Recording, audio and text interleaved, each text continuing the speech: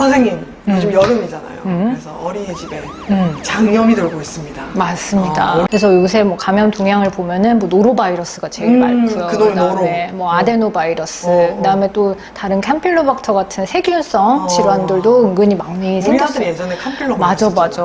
네, 그래서 좀 많이 아픈 친구들이 많아요, 요새. 오늘은 장염에 대해서 전반적으로 얘기를 해보려고 해요. 좋습니다. 제 아들이 딱 2번 병원에 입원했는데 그게 2개 다 장염 때문이었어요. 맞아. 그때 좀 많이 심했었죠. 탈수 증상도 심했었고. 본인이 병원 가자 그랬다면서.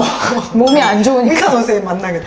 나를 만나야 되겠다고 이러면서 온 게 너무 기억나. 여러 보호자분들 얘기 들어보면 좀 애매하다고 느끼시는 것 같아요, 장염이. 맞아요. 구토를 해야 장염인지, 설사를 몇 번 해야 장염인지, 그치. 그냥 체하고 만 건지 고민들 많이 하시는데, 설사가 이제 묽은 변과 설사의 차이, 이 설사부터 뭔지 확실히 좀 알려주셔야 될 것 같아요. 네네네. 근데 설사는 그냥 쉽게 생각하시면 돼요. 변이 평소보다 묽다. 액체가 좀 더 많다, 덩어리보다. 그럼 다 설사예요. 설사 꽤 자주 안 그래서 해요? 약간 그러면? 비유를 하자면 카레 같은 느낌.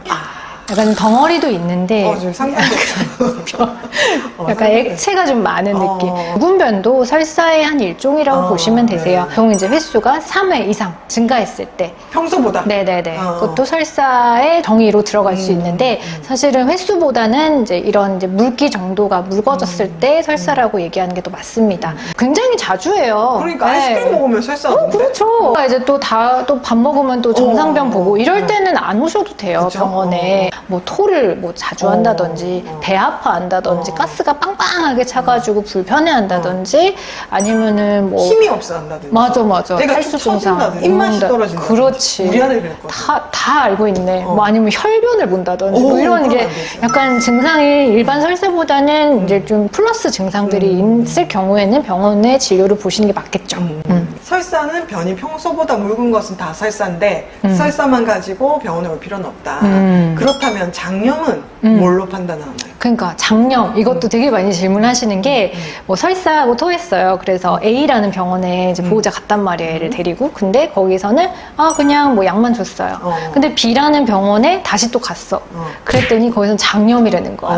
그러면서 도대체 어느 병원의 약을 먹어야 되냐 이런 질문들도 저 되게 많이 받고 그랬는데 사실 그건 중요한 게 아닙니다. 왜냐하면 장염이라는 뜻을 정의를 잘 알고 있으면 이게 고민할 문제거리가 아니거든요. 그렇죠. 항상 정의를 잘 알아야 그렇지. 돼요. 제가 그러면은 질문을 하나 할게요. 네. 자, 편도에 염증이 생기면? 편도염? 그렇지. 고막에 염증이 생기면? 중이염. 그러면은 위장관에 염증이 생기면? 장염. 장염. 끝. 그래서 사실 편도염이나 중이염은 우리가 진찰을 통해서 얘 편도염이 있어요. 딱 확진. 중이염이 있어요. 확진 이렇게 내릴 수가 있잖아요. 근데 장염은 우리 아이를 뭐 내시경을 막 할 수도 없고 그렇죠. 설사. 그리고 뭐 변을 막 다 받아가지고 막 검사를 다 돌릴 수 없잖아요. 그렇기 때문에 사실은 장염을 확진하다기보다는 그런 증상으로 인해서 장염을 의심할 수 있다는 거죠. 그러니까 장염 의심 증상이 맞는 표현이에요. 네. 결국에 설사를 하건 뭐 구토를 하건 그런 염증 반응이 있는 거니까 그렇죠. 장염 증상은 맞는 거니까요. 맞아요. 그렇죠? 토하거나 설사에서 온 아이들이 오면 진료실에서는 두 가지를 중요하게 보는데요. 원인이 뭘까를 첫 번째로 보고요. 두 번째는 아이가 탈수가 있는지를 두 가지를 중요하게 봅니다.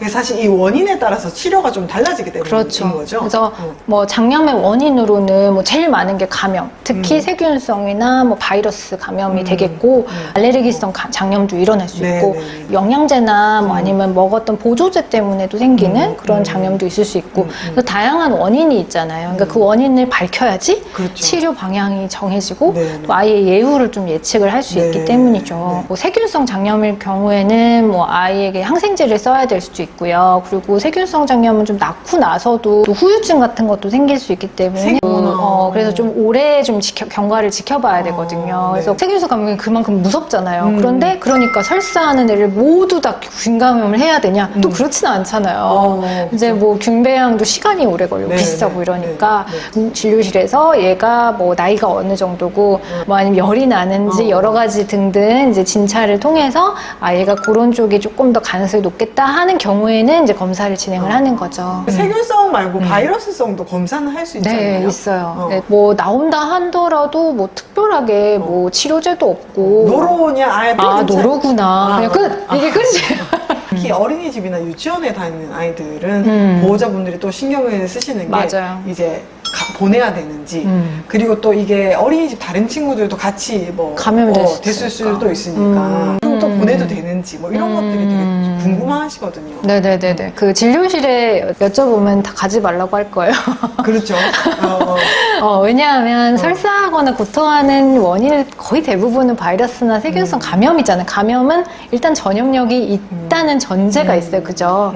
그렇지만 또 꼭 격리해야 되냐? 그런 건 또 법적으로 정해져 있진 않아요. 그러니까 우리는 꼭 격리를 해야 되는 경우는 법정 전염병 일 때만 격리를 꼭 해야 되는 거고 그 외에 그냥 짜잘한 바이러스들은 격리의 의무가 없어요. 그렇기 때문에 제가 뭐 노로바이러스에 걸렸는데 어린이집 선생님이 좀 쉬었다가 나오세요라고 강요할 수가 없다는 얘기예요. 아 그래요? 그럼 가도 되는 거예요?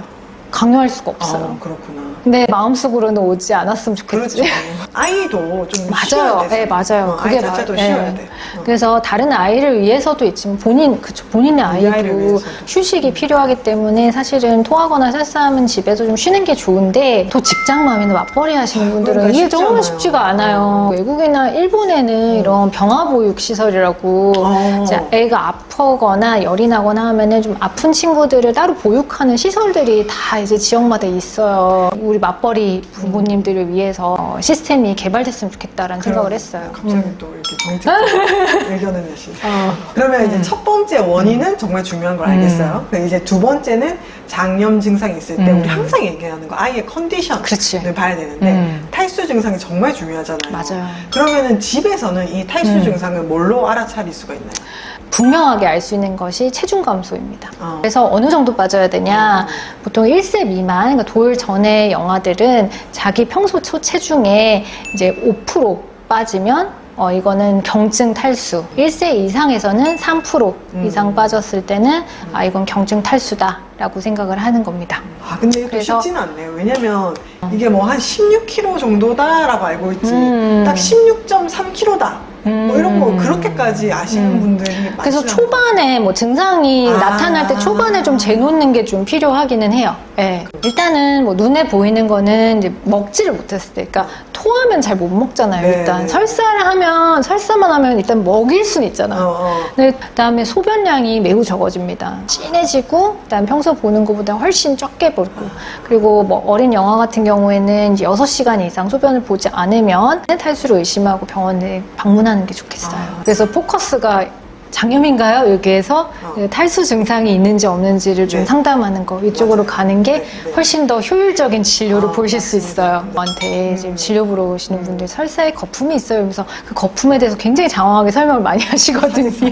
병원 가져가지 마시고 병원이 좀 이상하다 이러면은 사진을 찍어놓고 진료실에 갔을 때 선생님께 양해를 충분히 구한 다음에 사진을 보여주시는 게 정말 백문이 불여일견 더 정확하니까 그런 방법을 써주시는 게 좋겠어요. 그래서 이제 진료를 보면은 만약에 심한 증상이 아니면 집으로 데리고 가잖아요.